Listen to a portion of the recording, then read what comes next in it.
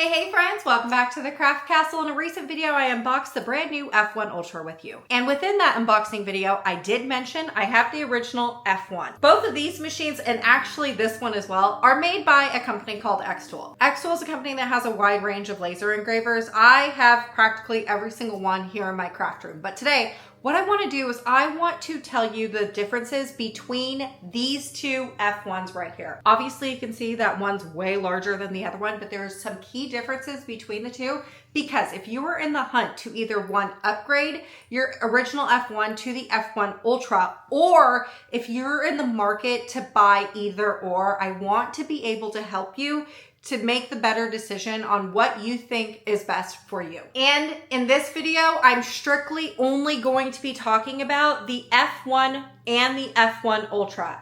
This right here is the Xtool P2, and it is a completely different machine, obviously a lot larger, but it's completely different in capabilities than these two machines right here. So I'm strictly only gonna be talking about the difference between this little guy and this one right here. So the very first thing is going to be the price difference between the two. This right here, the little one, is about $1,500, where this one right here is about $3,900. Now, as far as wattage goes between the two, if you know nothing about lasers, what wattage tells a laser user is how fast it will go and how deep it will cut.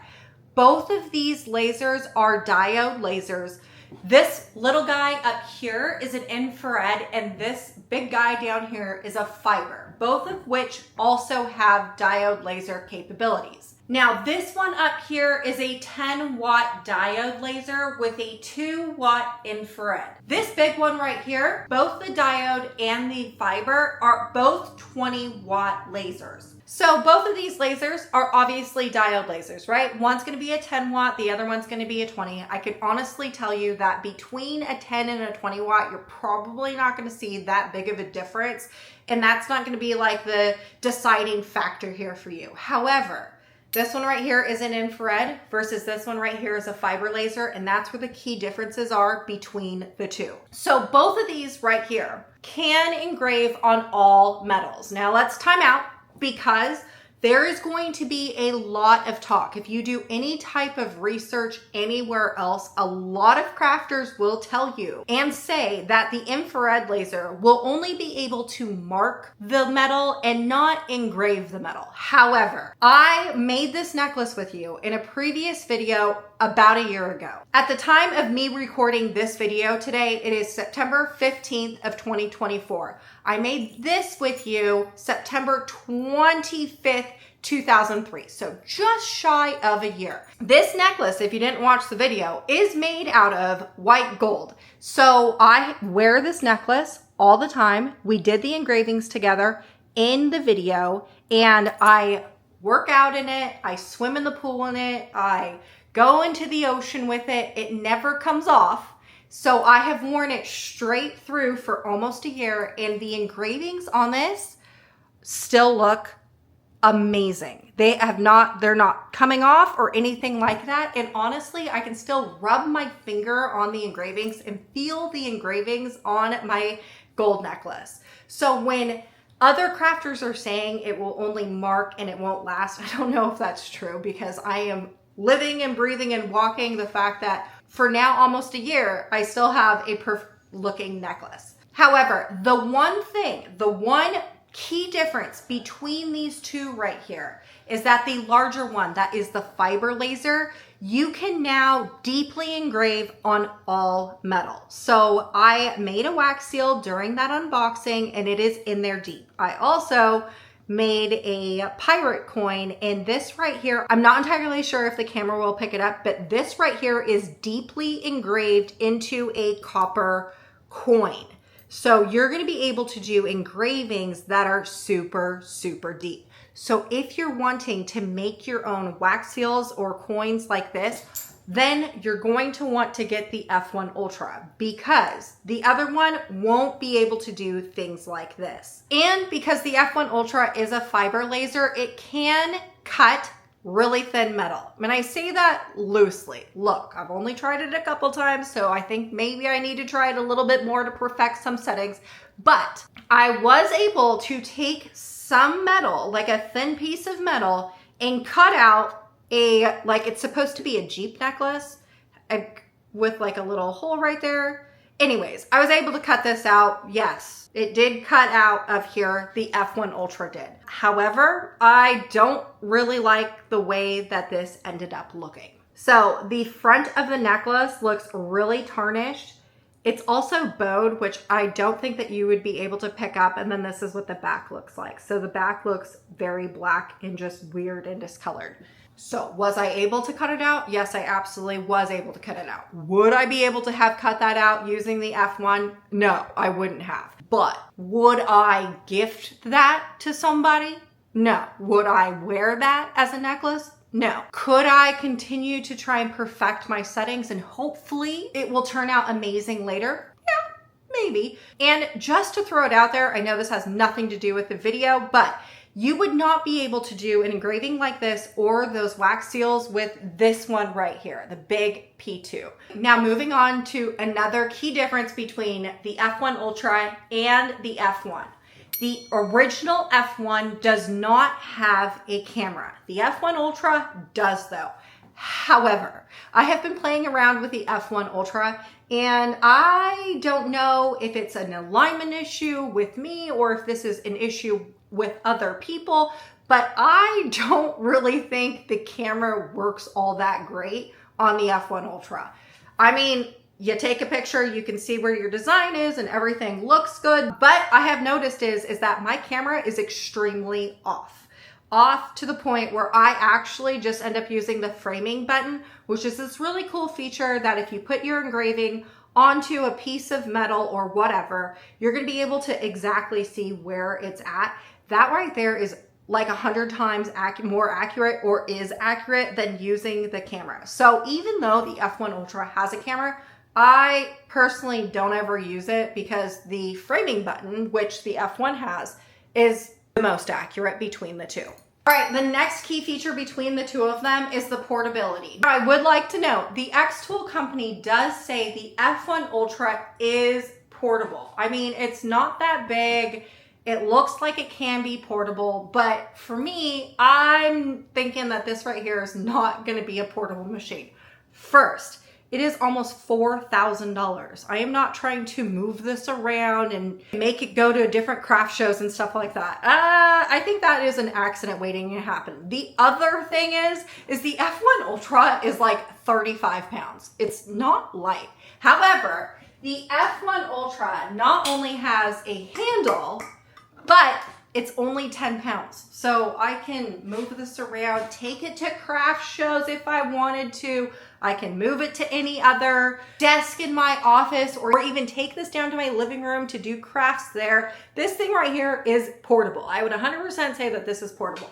Also, I've never needed this feature. I don't know what I would use this feature for, but the base plate comes out of the F1 and technically we could put this, let's say, on a wall and we can engrave on a wall vertically. I don't know why you would want to do that, but you can. Would not be able to do that with the F1 Ultra. I'm not entirely sure when I would ever use that feature, but I guess it's nice to know that I'm capable of doing something like that. Now, the next key difference between the two, you're obviously going to be able to tell. One is way smaller than the other one.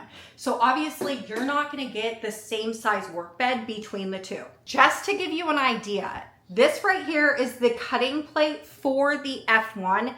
This right here is the cutting plate for the F1 Ultra. So you're going to get a way larger cutting area and even engraving with the F1 Ultra. That said, both of them can use a rotary attachment so you can do round objects like tumblers, and also both of them have a slide attachment. So let's say you were going to be doing like 4 rock coasters to engrave. You could put it on a conveyor feeder type slide extension thing. It's an added accessory you can get with either or of these machines. You'd be able to load up all 4 coasters and then just do them all at the same time. You just push the coaster in. However, the F1 Ultra does have an automatic conveyor feeder. I have it here in the craft room. I have not set it up. The thing is huge. The box is really big and heavy. And to be honest with you, I'm kind of intimidated right now. I think I need to learn the F1 Ultra just a little bit more before I deep dive into that conveyor feeder.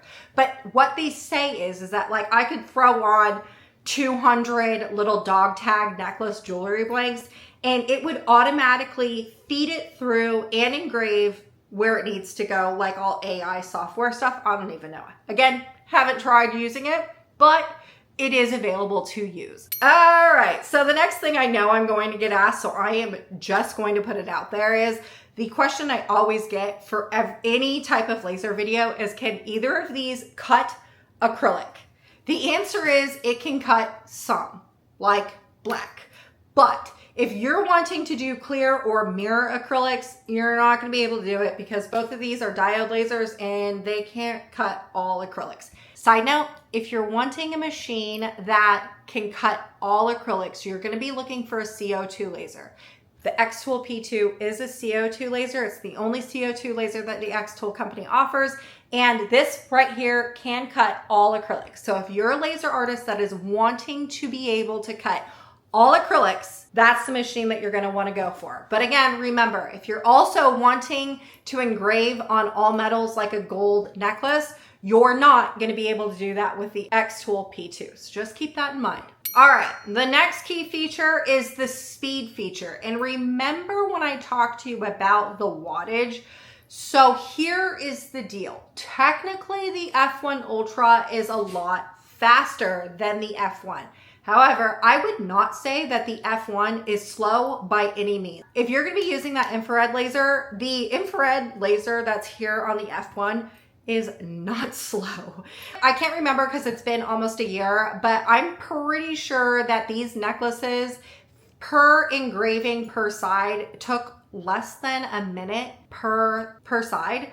Less than a minute per engraving, I feel like, is extremely fast. There was one time where I was engraving a straw and it was like 6 seconds to engrave a metal straw. This right here is not slow. The fiber laser, again, is not slow. So between the two, although one has a faster laser than the other one, I don't know. Both of them are extremely fast. Although I would like to know that if you're going to be doing something like this where the deep engraving is, these things take the longest time to engrave. The longest. I'm talking like hours, 6 hours, 8 hours. It is insane how long they take. But I am willing to sacrifice my time on doing things like this because I wouldn't have been able to do them anyways. And frankly, the only reason why I wanted the F1 Ultra was to create my own wax seals. I've been wanting to be able to create my own wax seals for numerous years, and now I'm going to be able to do them all the time using my F1 Ultra. Now, the software between the F1 and the F1 Ultra is going to be the same thing. Now, if you've never been a laser user, there is going to be this software that a lot of laser users talk about. And it's a software called Lightburn. Lightburn you can use with either of these machines. That being said, Lightburn does cost money, so it's an additional fee. Secondly, I don't even use it. I'm going to go back to there's an additional fee, and I'm just not really interested in trying to learn another software on top of paying for it. The Xtool Creative Space, which is the creative space that Xtool offers for all of their machines, is completely free. And it's so free that even if you don't own one of their machines, you can download the software and play around with the software before you even get your machine. Also, you can export your own SVG files. So anytime that you are creating something within Xtool's Creative Space, if you wanted to take your file, export it, and put it into like another machine or another software like Cricut Design Space, you totally can because you can export your SVG files for free. So the cool thing is that their program is free, and then you can build your files and export them if you wanted to for free as well. There's no additional fee. Lightburn, there is a fee. Do I use it? No, because there's a fee. But a lot of other laser users do use Lightburn. So I don't know if I'm missing out, but just know it is available, but it is with a charge. It's also run off of Wi-Fi and USB capabilities. When you first set up either machine, you're going to need to plug it into your computer in order to activate the Wi-Fi feature, but once you activate the Wi-Fi feature, you therefore never have to plug your machine back into your computer if you don't want to. But I would like to note that when you plug your machine into your computer, the communication between the two is extremely fast. Versus doing things Wi-Fi. Wi-Fi sometimes takes a long time to communicate. So if you're going to be engraving or laser cutting larger files, you may want to just connect to your computer so you don't have such a long wait time to wait for your computer and your machine to communicate over Wi-Fi signal. All right, the last and final thing here is what can and can't it do? So both of these right here are diode lasers, right? I've already covered that. The F1 and the F1 Ultra are both diode lasers. One's a 10 watt, one's a 20 watt, but to be honest with you, you're not gonna see much of a difference between the two. When you're using the diode laser, you're gonna be able to cut paper, wood, and fabric. So cardstock you're gonna be able to do, wood you're gonna be able to do, fabric, all types of fabric like felt or leather, you're gonna be able to do, even cotton. Can you do acrylics? Yeah, but I would honestly suggest not even trying to cut any acrylics because I don't really like the end results of what diode lasers do to acrylics. That's for another day, for another story. But just know you could do like black acrylic if you wanted to cut them out. Now, when it comes to engraving, you can engrave everything you can cut. So you can cut fabric, you can engrave on fabric. You can cut wood, you can engrave on wood. Get the picture? But the added bonus here is when you have a diode laser, you can engrave on rock coasters. So like a slate coaster like this. You could also engrave on brick or marble. Just think of like rocks that you would find outside. You can engrave anything that's a rock. That's what you would use the diode feature with. Ooh, and the last and final thing that you can engrave with either of these is powdered coated metal or plated metal. So if you had a powder coated tumbler, you could use the rotary feature for both of these machines and you can engrave on powder coated tumblers. Any type of other metal, you can engrave with both of these using either the infrared laser or the fiber laser. And obviously the fiber laser, you're going to be able to cut the really thin metal. And please remember, I did not get really good success on cutting metal just yet. I am going to continue to try and hopefully I'll be able to get some good settings and make something look really cool out of cut metal. But as of right now, yes, I was able to cut thin metal. But did it look good? And did I want to give it to somebody else or wear it myself? No. So although I can, I still didn't like the finished look. Do I think that I may be able to perfect some settings to hopefully in the future get something look good? Fingers crossed, you never know. All right, y'all, I think I went through every key difference between the two machines. Did I miss something here? Do you have another question between the two? Let me know in the comments of this video. I want to help you best decide which machine you should get that will fit your needs. Because to be honest with you, when I first started laser crafting, I thought that there was going to be one machine that would fit all of my needs. And what I've quickly found out is there is not the perfect machine for one crafter. There's not like an all-in-one, everything that you're going to ever want to make with one machine. This is it. That doesn't exist. So what I'm hoping is by me doing a video like this, I'm going to be able to convince you on exactly which machine you should get, because the last thing I want you to do is grab a machine thinking it can do one thing when in reality you probably need to get another one. Nothing's more frustrating than spending thousands of dollars and then having to figure out that you didn't even get the right machine for your crafting needs. All right, y'all, I sure hope I inspired you to create. And again, if you have any other questions, please leave them down in the comments of this video so I can answer them all for you and for everyone else that has any additional questions. And I'll see you later.